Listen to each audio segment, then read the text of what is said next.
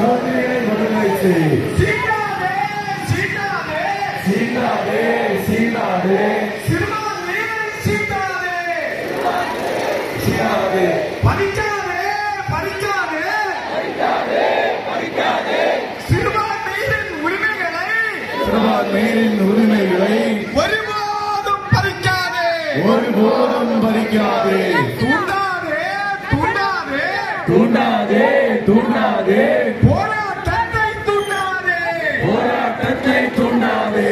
கண்டிக்கின்றோம் கண்டிக்கின்றோம் கண்டிக்கின்றோம் கண்டிக்கின்றோம் சிறுபான்மை மக்களை நசுக்கின்ற சிறுபான்மை மக்களை நசுக்குகின்ற அரசியல் அமைப்பு சட்டத்தை அரசியல் அமைப்பு சட்டத்தை சிதைக்கின்ற மத்திய அரசை சிதைக்கின்ற மத்திய அரசை வன்மையாக கண்டிக்கிறோம் வன்மையாக கண்டிக்கிறோம். வன்மையாக கண்டிக்கிறோம். வன்மையாக கண்டிக்கிறோம். மத்திய அரசு சத்தீஸ்கர் அரசு மத்திய அரசு சத்தீஸ்கர் அரசு தட்டி கேட்டால் அடக்குமுறை தட்டி கேட்டால் அடக்குமுறை அடக்குமுறைக்கும் சவால்களுக்கும் அடக்குமுறைக்கும் சவால்களுக்கும் அஞ்ச மாட்டோம் கட்டாயம். அஞ்ச மாட்டோம் கட்டாயம். தொடர்ந்து கிறிஸ்தவ ஐக்கிய பேரவையினுடைய துணைத் தலைவர் போதகர் ஞானதாசன் அவர்கள் இப்போது நம்ம மத்தியிலே தன்னுடைய கண்டன உரையை பதிவு செய்வார்கள். நண்பர்களே, இந்த மாலை வேளையிலே நாம் இவ்வளவு திரளாக கூடி நம்முடைய உணர்ச்சிகள் பங்க நம்முடைய எண்ணங்களை இந்த இடத்திலே வெளிப்படுத்திக் கொண்டிருக்கிறோம் என்றால் நாம் எல்லாரும் ஒரே மனதோடு இருக்கிறோம் என்பதுதான் இரண்டு பொருளாக இருக்கிறது. அநியாயமாக, அட்டூழியமாக, தீவிரவாதமாக அருமையான சகோதரிகளை கைது செய்து இந்த நாட்களிலே சிறையில் அடைத்து வைத்திருக்கிற கயவர்களை இந்த கூடுகையின் வழியாக நாம் கண்டிக்கின்றோம்.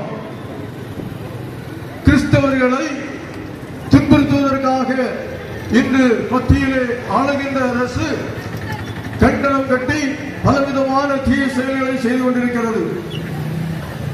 அவர்கள் எழ வேண்டும். கிறிஸ்தவனை வெட்ட வெட்ட அவன் வளருவான், அவனை கொண்டு கொண்டு அவன் உயர்வான் என்பதை மறந்துவிடக் கூடாது. சரித்திரத்தை நாம் படிப்போமானால் திருச்சபையை அழிக்க வேண்டும் என்று யாரெல்லாம் கங்கணம் கட்டினார்களோ அவர்களும் அழிந்து போனார்களே தவிர திருச்சபையை யாராலும் அழிக்க முடியாது என்று சொல்லி பார்க்கிறோம். திருமறையிலே நாம் படிக்கும் போது நம்மளாலும் தானியேலை குறித்து படித்திருக்கிறோம்.